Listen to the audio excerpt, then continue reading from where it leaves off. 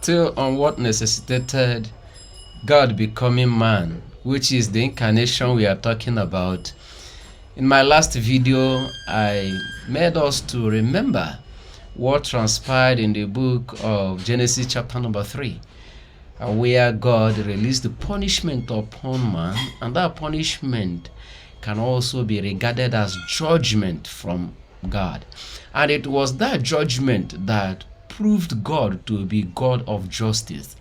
Of course, when we say God is God of justice, we can't compare it with the shenanigan that is obtainable in human locus today. God doesn't look at people's faces or their category or caliber in life. What you deserve is what he gives to you when you violate his laws. And that's exactly what happened here. But remember, I emphasized on God's choice of not putting curse on man as well as the wife, even though they committed atrocities. Instead, he just cursed the ground and told the woman that there will be an increase in the pain or childbearing pain.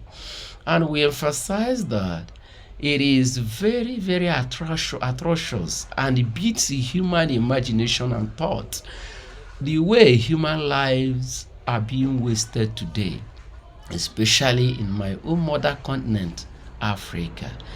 It defies the laws of logic as well as human thinking power.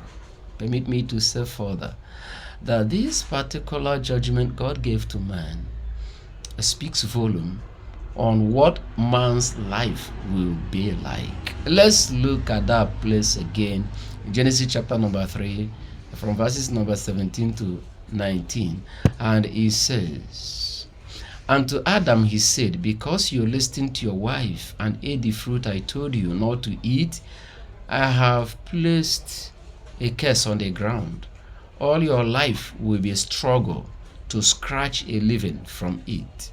It will grow thorns and thistles for you, though you will eat of its grains. All your life you will sweat to produce food until your dying day. Then you will return to the ground from which you came, for you were made from dust, and to the dust you will return." So these are the content of the judgment.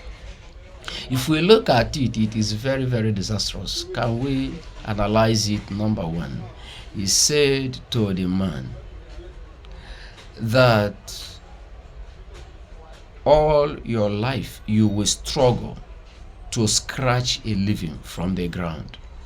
That is to say, there will be no easy moment for man to feed himself. That is why we keep struggling to survive on a daily basis, especially in Africa where we lack leaders.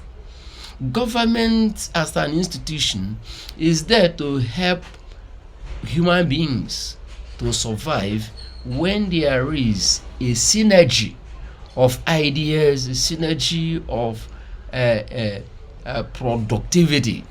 Then people will be surviving. For instance, in a country called Qatar, where you don't need to even be a civil servant for you to eat fat. That was a structure laid down by a human being who values his fellow human being, and set up such government in motion that takes good care of the citizens by managing their resources, the resources in the land and the resources from their land very well. If you don't bother to go to work, you will still be fed by the government in Qatar. And it is under this universe. But here in Africa, the curse that God put upon man is being multiplied because we lack leaders in government. Meanwhile, that is not our focal point in our discussion. Our focal point is that this particular judgment placed on man paved way for man to keep on suffering. And there is need for man to be delivered from such suffering.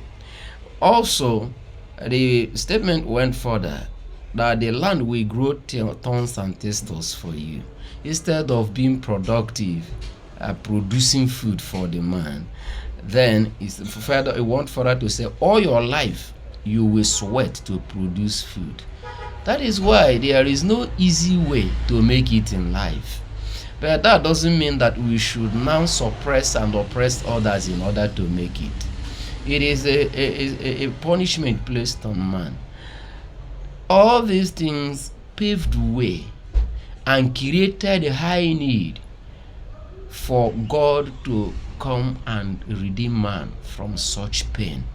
Meanwhile, I have not exhausted the content of this very judgment.